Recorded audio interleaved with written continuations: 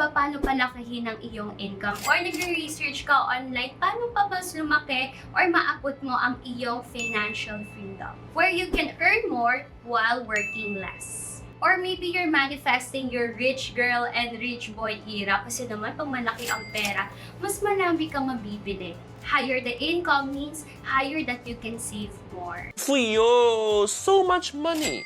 By earning more, you can invest more, helping your family and your loved ones as well. Well, Amazon Nation family, you have come to the right place because in this video, I am going to reveal to you mga faster ways how to grow your income.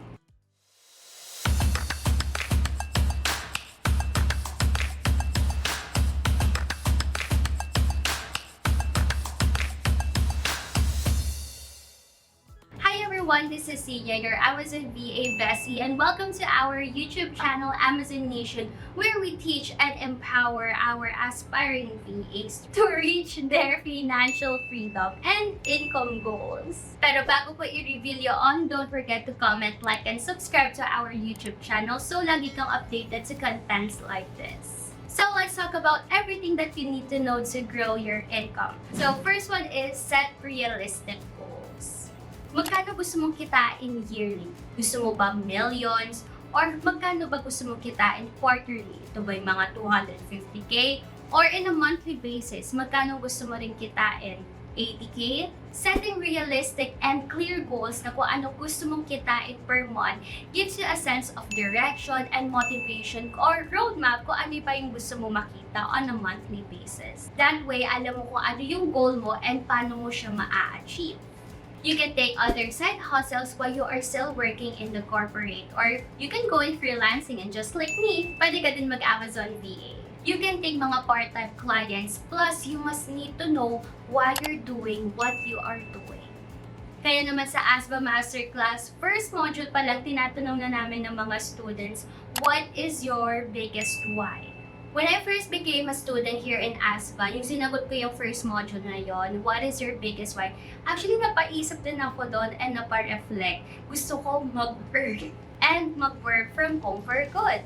I want to grow my income by closing high-paying clients. And throughout my journey, I need to know saan ako makakakuha ng mga clients. And nalaman ko from there kung ano yung mga job sites, kung saan sila. And you know what guys? After 2 years, na-manifest ko lahat ng ito. Second is, invest in yourself by upskilling. Gusto mo bang kumita dahil sa mga skills mo? I gotta be honest with you, sa tagal ko ng pagiging freelancer, hindi ka makakademand ng high pay kung ang mga job mo lang ay general. Or unless you have high-paying skills. What I'm trying to say is, imagine 8 million ang mga naghahanap na freelancers na work sa Upwork. And imagine kung pare-pareho lang kayo ng skills, di ba? Hindi ka aangat against sa mga competitions. And alam mo ba, through enhancing your skills, mas aangat ka sa lahat ng mga competitors mo. It increases your value and there are a lot of job opportunities that awaits you. Because when you upskill, you can offer something to your clients na not everyone can offer. And pag nag-upskill ka, mas natutulungan mo pa better yung mga clients, mas less ang headache, and mas napapadami yung income nila. Because with improved skills, you are eligible for a higher position. And you can even negotiate your rate. Number 3 is specializing. Nakapag-apply ka na ba sa job sites at nakita mo na ang dami mo palang mga competitors, ang daming gusto mag-apply doon sa job position na gusto mo? I'm going to be transparent to you. Sa lahat ng mga job posts na nakikita ko, pagiging General VA ay isa sa pinakang mababa. Simply because napakadali lang ng task and it's very administrative in nature. Meaning nun, if marunong ka naman gumamit ng computer is technically alam mo na paano gawin yung mga job. Which means everyone knows how to do it. At sa panahon ngayon, madami na marunong paano gumamit ng computer. Or learning how to do it because ito ang pinakamadaling skills na pwedeng matutunan ng lahat. At most of the time, some people cut the competition by accepting na agad yung lower rate na yun para sila na yung matanggap. But unless you are a qualified VA na merong magandang skills, nag-upskill, tapos nag-specialize, pwede ka mag-demand ng higher rate sa client mo. And syempre, dagdagan mo pa yung mga courses, trainings na inatenan mo, nag-invest sa sarili mo, mas magkakaroon ka ng cutting edge amongst all the competitors. Fourth one is network and be with like-minded people. Have you guys heard about theory of space? I love the idea of this because lagi ko siyang naririnig sa mga personal development and mastermind spaces. Ang meaning na ito is kapag ikaw ay kasama sa 5 successful people, ibig sabihin ikaw ang pang-6 sa successful person. When you are surrounded with people who are passionate, who strives to become the best version of themselves, ikaw mismo mai-inspire at mamomotivate ka lalo. For example, meron akong friend na nag-work sa corporate.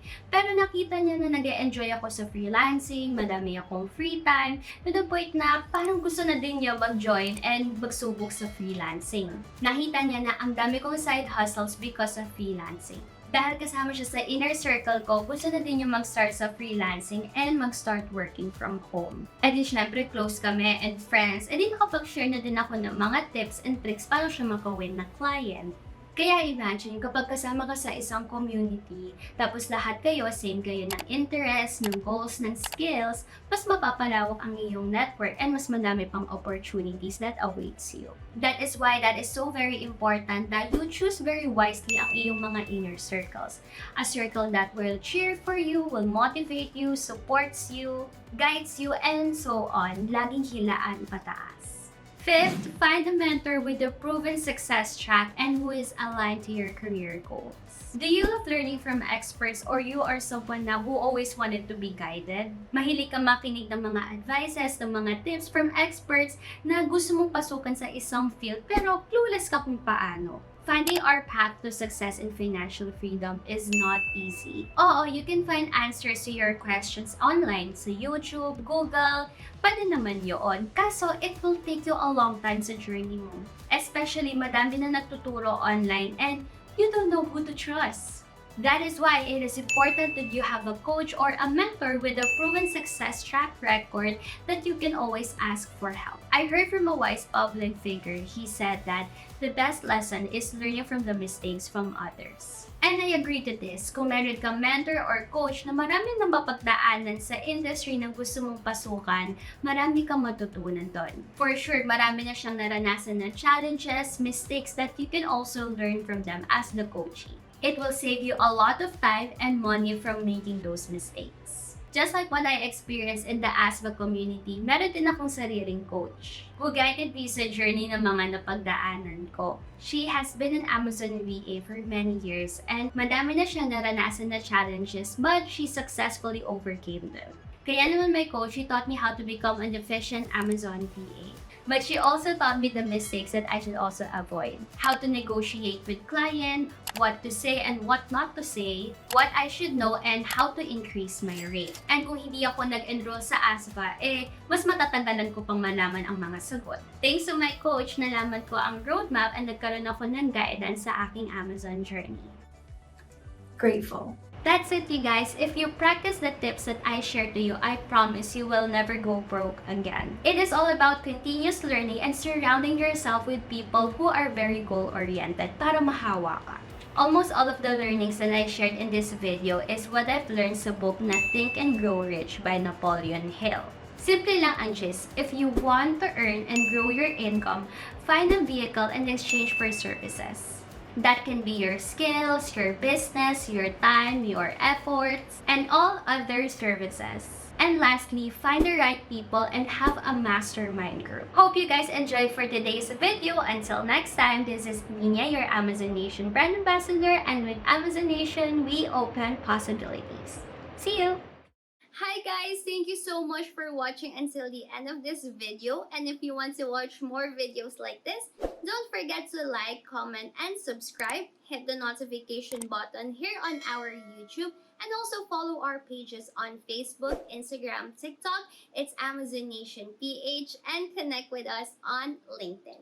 See you!